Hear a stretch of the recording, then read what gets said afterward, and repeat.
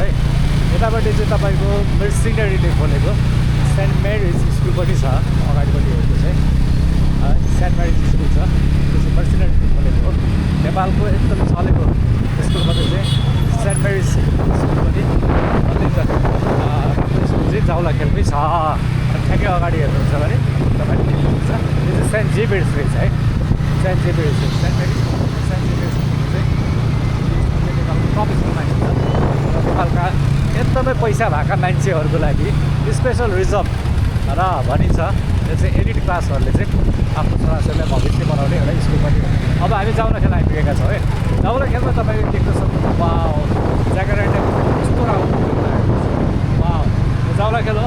जाउलाखेल चोकमा यो फुल चाहिँ अब तपाईँको यही बेला यो हाम्रो बसन्तरी चोकमा फुल्ने हो। रुखहरू चाहिँ धेरै कम रहेछ, एउटा दुईवटा तिनवटा चारवटा रहेछ, पाँचवटा रहेछ, यहाँ चाहिँ नौवटा देखेँ। अनि त्यसपछि यतापट्टि पनि छ सातवटा। अब हामी चाहिँ ज्याकारेन्डाको चाहिँ राजधानीतिर आउँदैछौँ। It will be very fantastic to see, beautiful चाहिँ एकदम नाइस पऱ्यो होला। यतापट्टि पनि यस्तो यहाँ पनि अब नेपाल टेलिकम प्रियामिड छ भने यहाँ पनि तपाईँले चाहिँ प्रियामिड देख्न सक्नुहुन्छ ज्याकारेन्डा।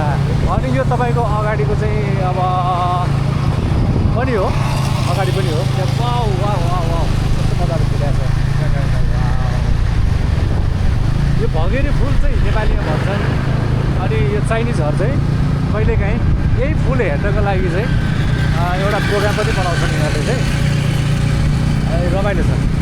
इन कम्पेरिजन तपाईँको काठमाडौँभन्दा ललितपुर चाहिँ अलिकति खुल्ला जस्तो, अनि ललितपुर चाहिँ काठमाडौँभन्दा अलिकति ग्रिनरी चाहिँ यहाँ हामीले देखिरहेका छ है। तपाईँ आफै भिजिट गर्नुभयो भने ग्रिनरीहरू देख्न सक्नुहुन्छ। र यो एरिया चाहिँ तपाईँको भिआइपी एरियामा मानिन्छ।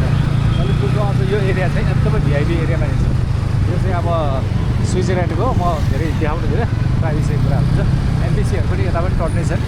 र अर्को पनि एउटा कुरा के छ भन्दाखेरि यहाँ चाहिँ पहिला जुन टिबेटनहरू चाहिँ रेफ्युजी भएर नेपाल आइसकेपछि चाहिँ पश्चिमा देशहरूले चाहिँ बौद्धमा, पोखरामा र काठमाडौँको र ललितपुरमा चाहिँ यो कार्पेटहरूको चाहिँ बिजनेस हुन्थ्यो। यो चाहिँ यहाँ खोलेर बिक्री गर्ने ठाउँ चाहिँ यही हो, यही हो यो कार्पेट टिबेटनहरूले चाहिँ कार्पेट बिक्री गर्ने ठाउँ हो, देख्न सक्नुहुन्छ तपाईँहरूले। यो चाहिँ राजा महेन्द्रको पालामा चाहिँ गर्नु सक्नुहुन्छ। अब हामी चाँडै नै अब हामी रिङ रोडमा आउँदैछौँ। रिङ रोड मतलब चाइना सरकारले फेरि रिनोभेट गरिदिएको एकदम बदबाल एउटा रोड हो। अब तपाईँ हेर्न सक्नुहुन्छ अगाडिपट्टि गएर।